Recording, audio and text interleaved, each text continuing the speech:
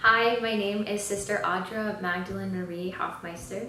and I just wanted to share with you a little bit about how I received my religious name. So, when I was a first-year novice on our 8-day spiritual exercises, I was talking to the retreat director in spiritual direction, and one of the things that he mentioned to me was to stay close to Mary and to Mary Magdalene. And at that point, I wasn't really that close with either of them, but as I look back, it was kind of a turning point and a start of a relationship with both of them. So flash forward to this year when I started to more intentionally discern the name that I would be taking on upon profession. Mother Jeanette, our form leader, had encouraged me just to ask Jesus to reveal to me an image of how he sees me and a name that accompanies it. So when I went to prayer, what I had received was just this image of myself, kind of just recognizing my own fragility and weakness, and Jesus just looking at me with such tenderness and love, and just kind of meeting me right there, and also just had the sense of Jesus desiring to lift me out of that place. And the name that accompanied that image was Mary Magdalene. So when I was taking that name to prayer, the Lord just kind of started piecing together in my heart the ways that he had been working and the significance of both Mary and Mary Magdalene in my journey throughout the last few years.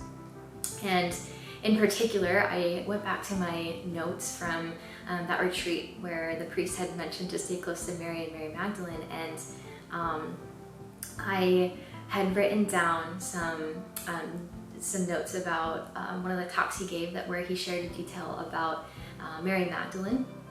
And one of the things he said about Jesus encountering Mary Magdalene at the empty tomb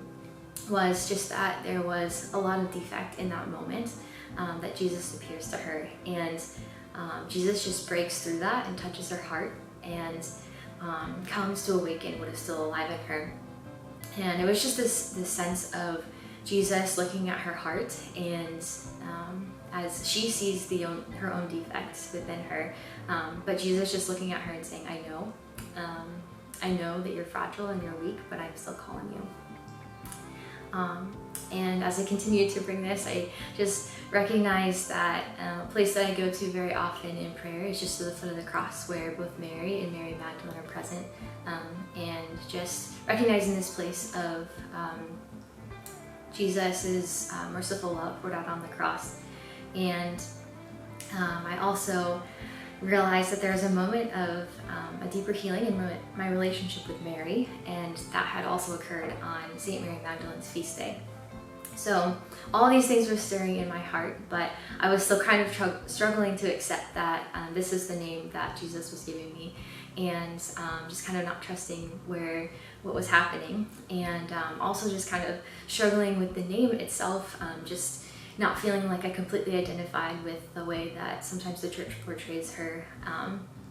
own journey. And so when it came time to actually solidify the name, I had a chance to meet with my spiritual director, and I had actually, since this initial experience of prayer with Mary Magdalene, I had also been receiving other names from other sisters, and I just kind of came into this meeting with my spiritual director with a list that I wanted to process through. But before I even had a chance to say anything, he was just sharing about a recent pilgrimage that he was on in France, and that he had had an opportunity to go to a church where there were relics of St. Mary Magdalene, and he was actually there over her feast day. And then he just kind of stopped mid-story and said, "She was just coming up for you." And it was kind of, as soon as he said that, there was just this break in the anxiety in discerning my name, and the anxiety of the weight of figuring this all out, and it just felt like a confirmation in my heart of where Jesus was leading me. And so I think exteriorly I maybe just smiled, but internally I was kind of freaking out, and I just got to share I got to share with him all the graces that had been coming up to my own heart with Mary Magdalene, and just as I was processing it all,